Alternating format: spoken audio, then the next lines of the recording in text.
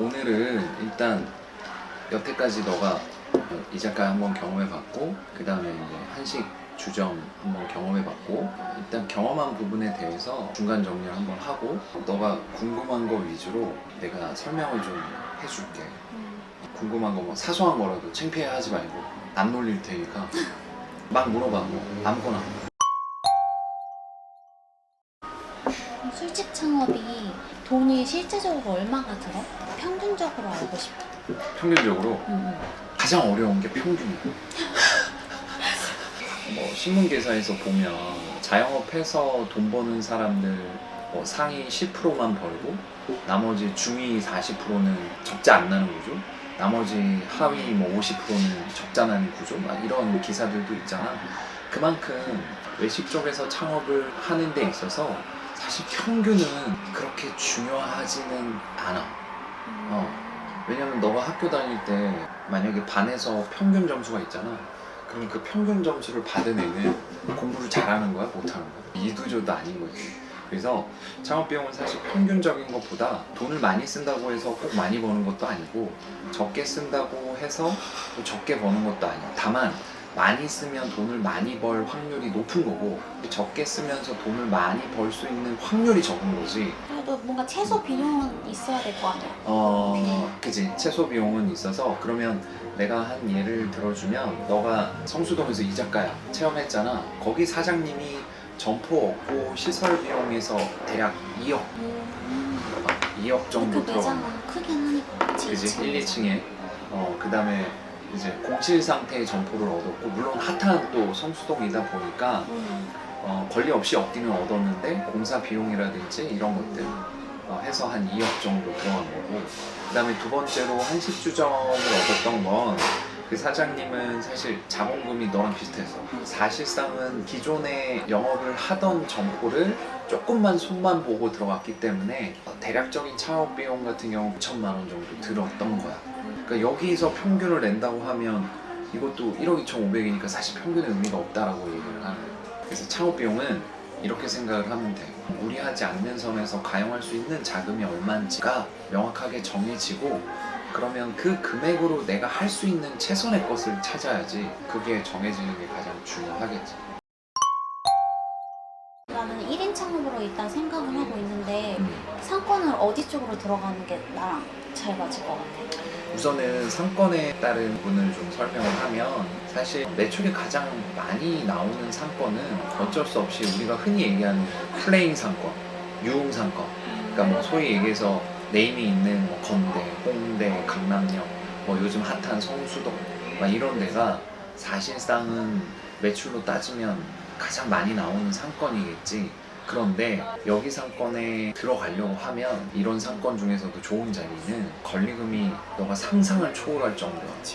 정말 막 10억 이런 데도 있어. 그거 다 날아가는 돈일 수도 있는데 10억을 주고 그런 자리에 들어가는 데도 있단 말이지.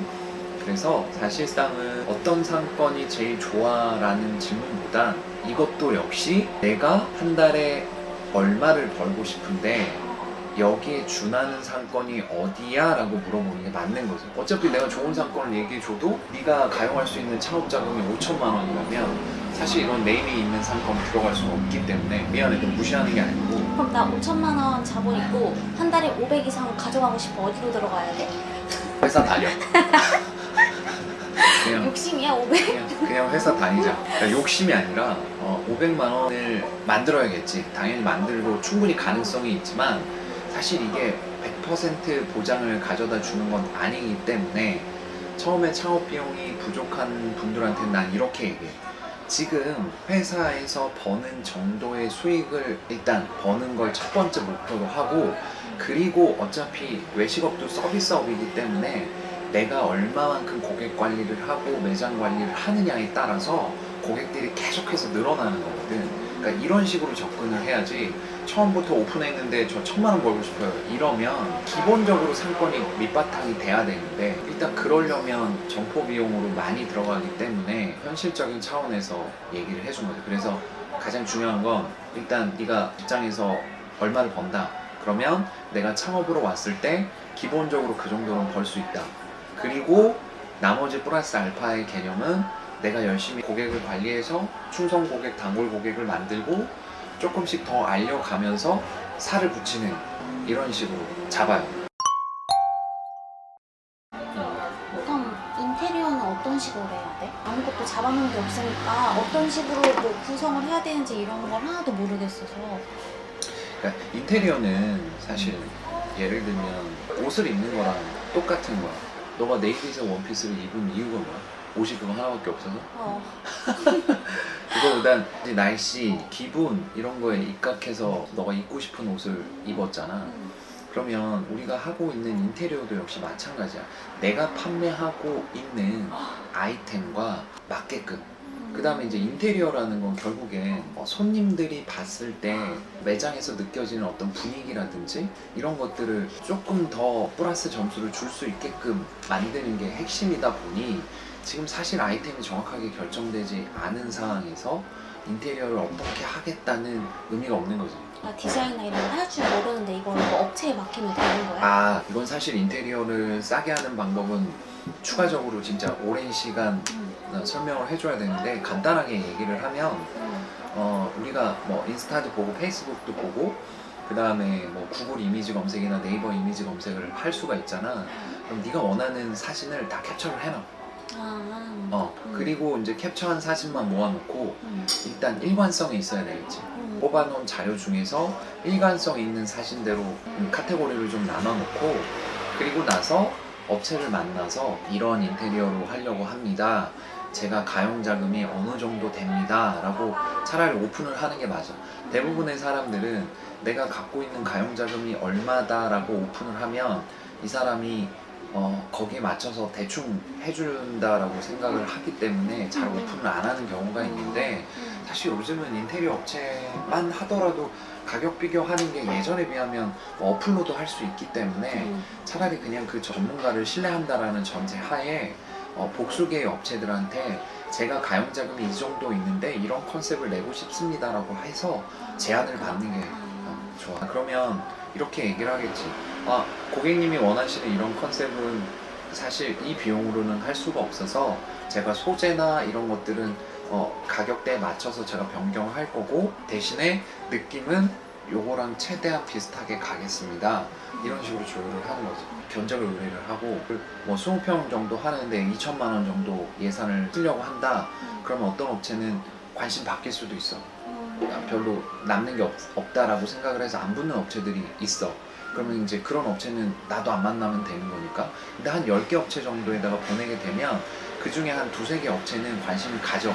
이런 업체는 좀 조그만 규모의 소규모의 업체들이겠지. 뭐 사장님이 직접 망치 들고 일을 한다거나 이런 업체들이 우리한테 좀 저렴하게 해줄 수 있으니까 그럼 그런 업체 2-3개를 선정을 해서 그 업체랑 대면 미팅을 하고 이제 조율을 하기 시작을 하면 돼. 궁금한 게 5천만 원 창업 비용에서 인테리어 비용을 얼마 정도 생각하고 얘네한테 비용을 요청해야 되는지도 궁금해.